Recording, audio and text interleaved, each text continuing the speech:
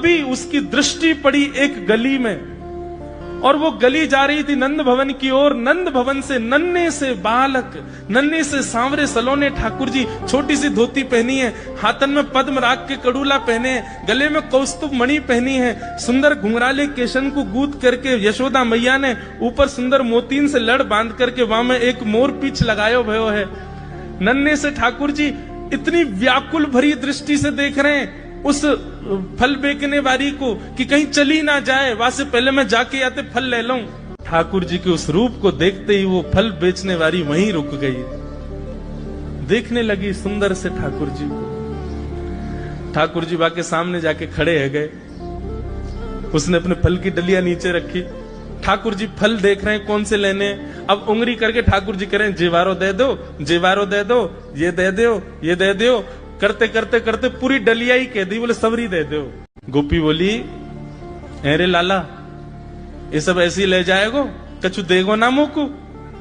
अरे ऐसे ना मिलो करे, कछु देनो पड़े, चल कछु दे मोकू तभी मिलेगी ये। ठाकुर जी बोले तो फिर रो काई को रही है, मैं ऐसे थोड़ी लेके जाऊंगा, नंद बाबा को ला लाऊं, मेरी सभी संपत्ति है, मैं अपनी संपत्ति में से कछु हिस्सा तो को दूंगा तब फल लेके जाऊंगा। अच्छा दियो कहा देगो संपत्ति में।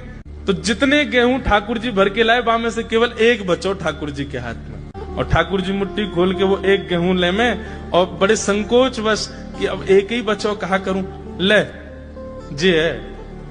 उस एक गेहूं के दाने को अपने हाथ में लेकर के कोमल से ठाकुर जी की उस मुखाकृति को देख करके वो फल बेचने वाली की तो सुध बुद्धि चली गई। ठाकुर जी बोली अरे नजर लगावेगी मुकू, चल जल्दी फल दे दे।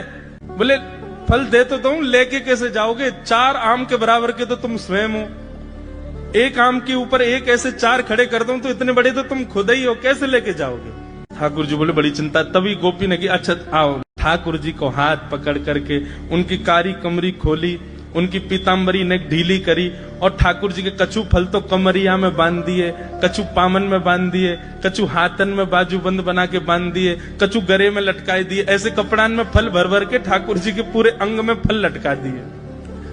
अब ठाकुर जी को पेट तो है गयो ऐसा, यहाँ ते कमर निकल रही है, पीछे ते निकल रहा है, पीछे बस्ता की तरह वहां में कपड़ा में फल बंधे भये हैं, हाथन में बाजूबंद में भी केला आदि आदि सब बंधे भये हैं। और ऐसे ठाकुर जी मटकते भये, उछलते भये, और बड़ो श्रम है रोए, उठा नहीं पा रहे पाम को, इतना भारी है गयो पाम, और जैसे तैसे खिसक खिसक करके नंद भवन की ओर जा रहे हैं। इस रूप को जब उस फल बेचने वाली ने देखा, उसने अपनी फल की डलिया उठाई, और फल की डलिया उठा करके जब सिर पर रखी